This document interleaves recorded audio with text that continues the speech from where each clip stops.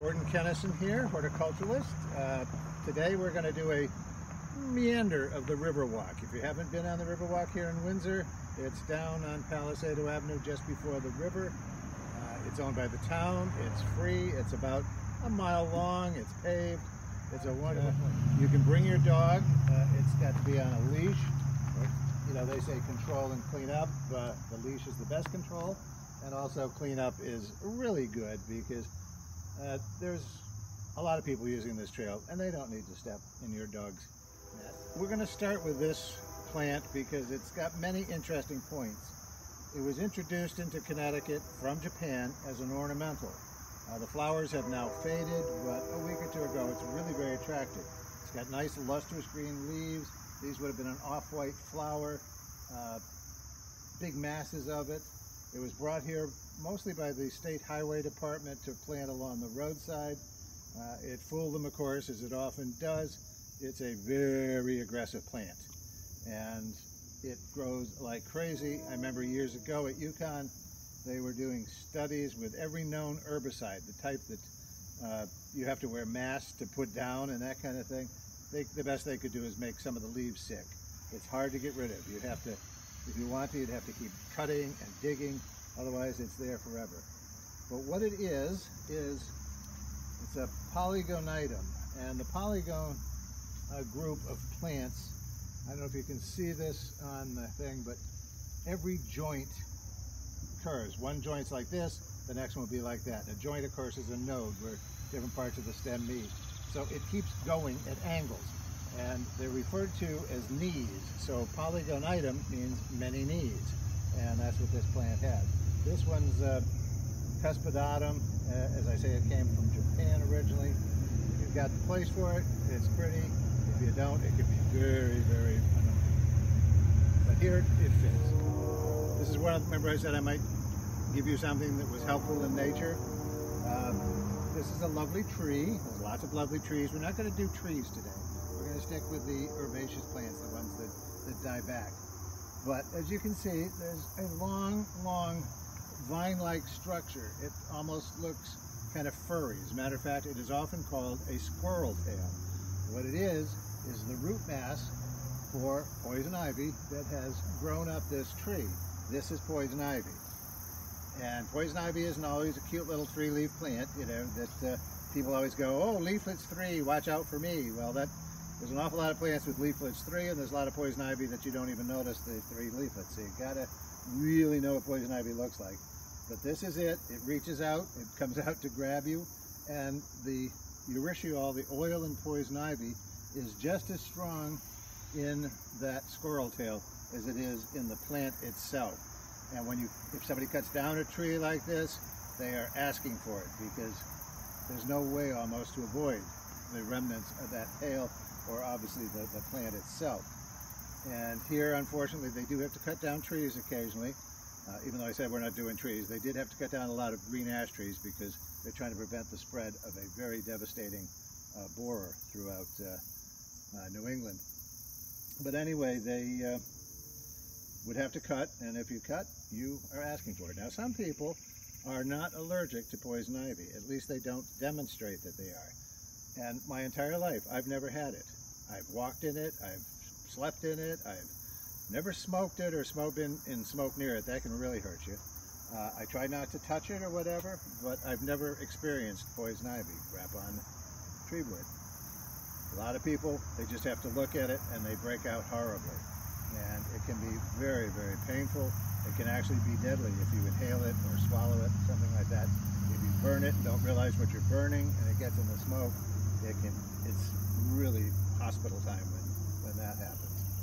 So anyway, beware that it's on many, many of the trees here. But also remember that poison ivy doesn't just grow on trees, as they say, sort of like money. It will take other forms. It will be low to the ground. It will be little shrubs or bushes. So, got to learn what it looks like. This is a rose. This is the wild rose. Again, from Japan. This is Rosa multiflora, which means many flowers. Now, if you look at it, it doesn't have too many thorns, but it does have. Incidentally, a thorn, botanically, is not really a thorn on a rose. It's actually a prickle. it doesn't grow. A true thorn keeps growing, and there are trees that have true thorns. They can grow 6 to 8 feet long. Kind of nasty, but interesting to look at. Rosa multiflora, again, took over when it was introduced. It's in every field. It's in yards. It climbs other trees. It chokes them out. And though attractive when in flower, it's just can be devastating on the landscape. Matter of fact, once, many years ago, there was a state legislator who owned a number of pasture fields, and she decided that, well, she was going to pass a law that it was the state's responsibility to remove it from her land. Luckily, that didn't come to be. That would have been an extremely expensive proposition. You're going to see a lot of ferns, all kinds of ferns, very typical. Remember, some times of the year, this is actually underwater here. If not, it's very close to pieces of land that are. You're also going to see things like this. This is commonly called jewelweed. It's a member of the impatiens genus, and it is also called touch-me-not. Now, the flower, usually orange or yellow, is quite attractive, and it looks like the flower to a little snapdragon, though not directly related. But the thing is, when the seeds form, the flower closes, and the ovary swells, the seeds are formed, and when they're ready to disperse the seeds, it explodes. And they're tiny little seeds, but they sting when they come flying out. And the reason they call it touch-me-not, if you touch the flower when it's just about to explode, you'll make it explode. And you'll get whomped by little seeds. But it's a very pretty plant.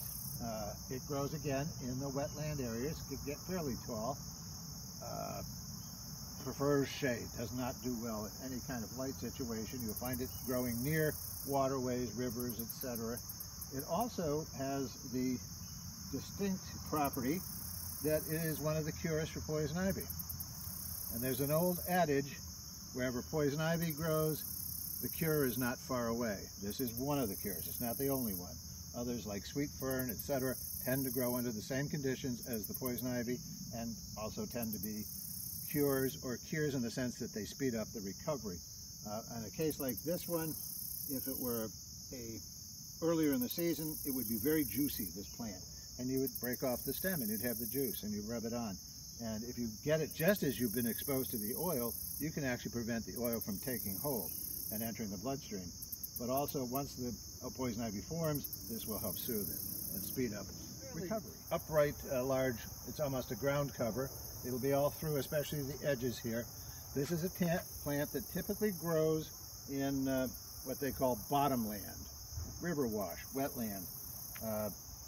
This is in the nettle family. If you're ever familiar with nettles, the true nettle, the stinging nettle, truly stings. It has little hairs. If you put them under a microscope, they're actually little needles filled with poison. And if you touch those, you will be itching, you'll be in pain to boot for hours, if not days. It can be very, very nasty. This one is called a false nettle.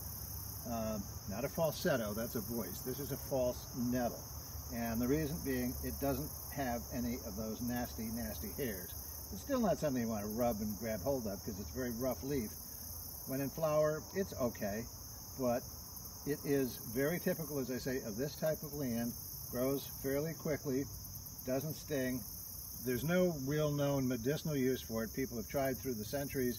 The best they came up with is a diuretic, and even that is doubtful. So most people tend to stay away from it for that reason. It's not ornamental, but it does attract at least 3 specific butterflies. Now, just talking quickly about butterflies, everybody's always trying to attract butterflies. It takes 2 plants minimum to attract a butterfly. One, the plant for the adult to come and drink nectar. 2, the plant that the adult female lays her eggs on, so that when the eggs hatch, the larvae come out and they have their food. Common examples of a larvae-feeding plant are parsley or dill, for example. Lots of members of the carrot family, and you'll see these gorgeous multicolored larvae on the leaves, and people go, oh my goodness, I gotta do something. Don't. One, if you kill the caterpillar, obviously you don't get the butterfly. Also, if you spray any kind of caterpillar, you are potentially going to kill butterfly larvae if they're around. But also, they don't eat the whole plant. They're not devastating creatures. They eat some of it, you all get along, everybody's happy, and you end up with some beautiful butterflies, one of which is called the common eastern comma butterfly. Look it up. I don't have a picture with me, but look it up, and it's sort of, you have to look at it a little bit artistically, but it looks like a comma. There's 3 of them really, and they're actually all named after punctuation. The question mark butterfly, for example. But just if you see these growing, if you have some wetland near your home or wherever, you know, leave it be. Don't cut it down. Don't trim it, and just let it grow. It's not terribly, it's aggressive, but it's not invasive. And enjoy it. It's called Bow Mercia. The Mercia is for water. The bow is actually the beginning of a name, excuse me, of an 18th century botanist, and the plant was named after him. We're walking along here.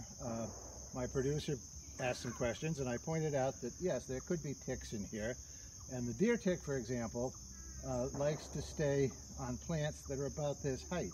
The reason being, when the deer walk through it, they're that height too, and the tick wants to just transfer immediately to the deer.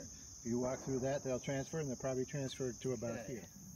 This is was originally designed as a butterfly garden here. Some of these things have been put in, some grow naturally. Like everything during this pandemic time and other things, and this heat and this drought, we've been slammed. Anyway, certain things grow on their own, and this happens to be Solidago, which is a member of the aster family. We mostly know it as goldenrod. And of course, oh, people go, oh, I'm allergic to goldenrod. Achoo, achoo. You're not. No one is. What causes allergies, of course, is pollen, and it's windborne pollen. This doesn't have pollen big enough to bother you, and it won't affect you even if it did. The one that is the culprit is a plant that comes out into flower at the same time. It's a form of ragweed. It's all ragweed of the lovely named genus Ambrosia. Doesn't that sound good?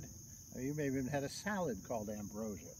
But the plant that causes the allergies is the ragweed, and it has not only pollen, it has some of the, technically the largest and heaviest pollen, so it gets into the nose, etc., and it can be devastating on some people. But what happens? They see the goldenrod, because it's in flower at the same time.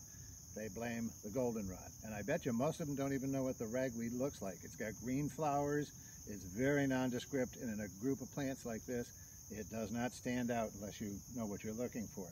But there's the culprit. So a lot of people, I've seen people ripping goldenrod out, and right next to them is the ragweed that's causing the problem. They tend to leave that alone. They don't even notice it. But goldenrod is also very, very good in arrangements. It has been crossed with other members of the aster family. It is in the aster family. And in that case, you can go into a florist and they will have something called solid aster, because it's the combination, it's a very unusual combination of 2 genera. Normally it's a species cross, but in this case they actually cross the genera. And so you get that, and it's beautiful in arrangements. It lasts for a long time. I think in the beginning is known as the Riverwalk. This is the river. Looking at it now, it doesn't look like much of a river. Between the tremendous drought, which we aren't really paying attention to, we're down 10 inches, 11 inches. It's just not good. Also, there is a dam on the other end of this that they put up years ago to run a couple of generators. It disturbed the fish and it disturbed the river. But as you can see, there is water. There's a channel over there. If you wanted to actually kayak or whatever, you would stay pretty much to that side and you would go by.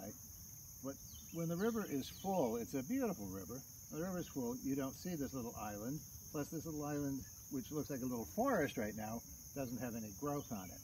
But when it's like this, it does.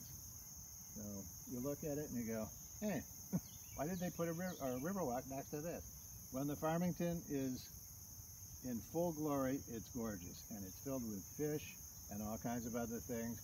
Plus, for those of you that might have any kind of pilgrim relationships, this is the river, one of the rivers that they came up. This was known at the time as the Rivulet, and it connects to the Connecticut River about a mile or so that way. In the background, you might be able to hear gunfire. That's because there is, over there, closer to the river, a shooting range. And it's well protected, etc., etc. So fear not, you're not going to get shot. But the interesting thing is, along Palisado Avenue, where the bridge is, just past that, and the big white church, which is the original Congregational church here in Windsor, there is the Historical Society. And if you go down the road in front of the Historical Society, you come down on the other bank here, and you hit this vast open space. And it'd be farmland, all kinds of different farmers own little pieces of it. And the whole thing, collectively, was known as the Great Meadow. It's where the Connecticut River would join with the Farmington, and they would wash that land and leave silt, etc. It's some of the finest farmland in America, and it's right over there. And it's been farmed for generations and generations. But you can access it, like I say, from the Historical Society, but you have to be careful because the road itself on either side is a private road. This is giant ragweed. There's also a smaller version of ragweed that appears along roadsides, your driveway, in gardens, anywhere. Has a slightly indented leaf, kind of pretty, but this is the startling one. And this is the one, as you can see, we've only come a few hundred feet from that goldenrod I was showing you. And look at the size of this thing. And people walk by it and go, it's just a green plant. This is the culprit. If you've got allergies, chances are this is included in it. And the flowers, like I say, that when they're in flower, they're kind of nondescript, they're greenish. They have come and gone, but that doesn't mean there isn't still pollen kicking around. But for people that do suffer from the allergies, this is the culprit. And as you can see, it's a pretty big plant. And this whole area here is filled with it on both sides of the path. As we were walking along, it was pointed out to me these lovely little pink flowers. Now, oddly enough, being in the business for 30 years of flowers, cut flowers, real flowers, gardening, garden design, it's hard to believe, but I am color confused. I'm not colorblind, I'm color confused on the red-green spectrum. And one thing that would not stand out to me is little pink flowers surrounded by green. When I get close, I see them fine, but it takes somebody with a different set of vision skills to see it at a distance. The reason, not only are these pretty, but I thought I would show you, this is another form. Remember that big one I was showing you? It said it came from Japan and it had many knees. It's a polygonum. Well, this is another form of polygonum. Also, if you look at it, little branches or the stems are going off in different directions, making little knees. And this is a lovely little pink flowered variety. Totally non-aggressive, totally non-invasive. A wonderful, wonderful little woodland plant. This, again, you will find all throughout here. It is a plant that was brought in for various uses. It is called mugwort. It is an Artemisia. Of course, we know Artemis, the famous Greek goddess, but many plants are in the genus Artemisia, including one called Artemisia absinthium, which they make a very powerful alcoholic drink out of called absinthe. This is not it. This was brought here for other medicinal uses, and it escaped. It was so popular, it was everywhere. So you'll find it here, you'll find it in big batches down some of the roads. It's everywhere. But again, it was an introduced plant, and it liked it here so much it said, oh, I think bridge going across, oh, I guess you'd call it an inlet. I'll call it an inlet. You call it anything you want. Sometimes of the year, in a regular year, this actually has water that moves. You can see it. The rest of the time it's very boggy and very, very moist. All kinds of creatures, including big, loud, noisy bullfrogs. But along the edges are many plants that only grow in the water. There are certain dogwoods, for example. And then there's another plant over there called the buttonball bush, and that grows in the water.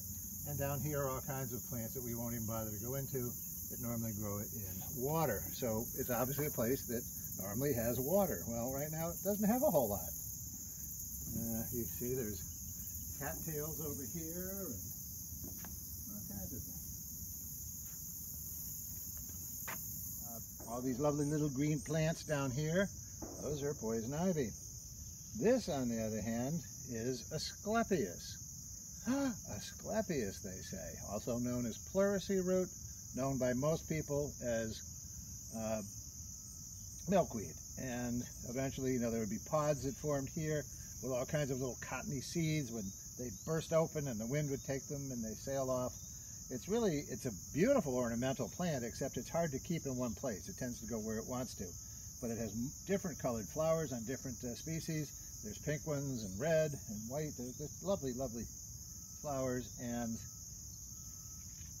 the pleurisy was that it was used as a treatment for ailments. You can see there are areas as we walk along where you're not under tree cover anymore. It opens up, and on a sunny day it can be really gorgeous with the sun coming through, and then you're in fairly deep shade. A lot of different plants grow here. This is one that many of you may be familiar with. This is a wild grape. Look at the size of that leaf. Look at that stem. A grape is a true liana. And a liana is a plant that actually sends out little tendrils that attach to plants or wrap around them. And this will wrap around things. It will climb trees. In fact, in some areas I've seen it. As a matter of fact, I cut down a tree once. It was a dead tree. We cut it down. It wouldn't fall down because the grapes are holding it up. You almost will never see grapes actually forming on them. They tend to be long past that habit. And this one, unfortunately, has wrapped itself around a honeysuckle. Technically is a shrub. And we won't get into the definitions that people use, but it's a shrub. And this is a form of sumac. Now, it was mentioned earlier as we walked along, my producer said, oh, poison sumac, and I pointed out that most of the sumacs that grow around here are not poison sumac. Tends not to grow here. This is one that actually will produce a red inflorescence at the top, and if you see them, they're really quite attractive. Some people actually make like air tea out of the red ones. Very, very bitter, but very pretty in color. This is Rhus, which is the genus of sumacs, and so is poison ivy, by the way. It is a Rhus. But anyway, this one is Rhus tufina, and it has a hairy stem, and you can see it there. You can actually feel it. Probably can't see it, but you can feel it. And also, just quickly growing over here are one of the many flowers growing on other flowers that have thorns or prickles. And this looks like a morning glory. It's related. It is a morning glory, but it's also known, this one is known as field bindweed. There are several species that go under the name of morning glory. This is lamb's quarters. It's in the genus Chenopodium, and there's a couple species. They both look alike. One is toxic, one is not. One is actually, if you can identify it properly, a very healthy plant. Actually has more nutrients and vitamins, etc., than broccoli does. It's considered to be actually one of the most nutritious vegetables there is, but you better know what it is you're eating. But it's also known as a farm weed because it shows up in farm fields and competes with crops. As soon as you turn over the ground in the spring, the next thing to come up are things like the lamb's quarters. I like to think that I can identify most flowers. I can't get this one down to the exact species. I've put it through various tests, photographic tests, etc. It is definitely in the sunflower family. It is a helianthus. It has the earmarks of many, many flowers, some of which don't even grow around here. But as you can see, it's very attractive, and for whatever reason, we are in a sunny location, one of the few that I mentioned, and this has actually set up a little stand that has been here for years, is spreading extremely slowly, but obviously very pretty. So best just to say it's a little sunflower if somebody wants to try to key it out, as they say. All right, we have come full circle, literally, on the Riverwalk. The nice thing is you get to see plants and all kinds of things, plus you get a nice walk out of it. I just thought I'd point these out. This is the year of the fruiting, or the time of the fruiting bodies for various fungi, and better known as mushrooms. And these are just some interesting ones. I don't know why, but people always feel they have to smash them. It's too bad because they're really quite interesting.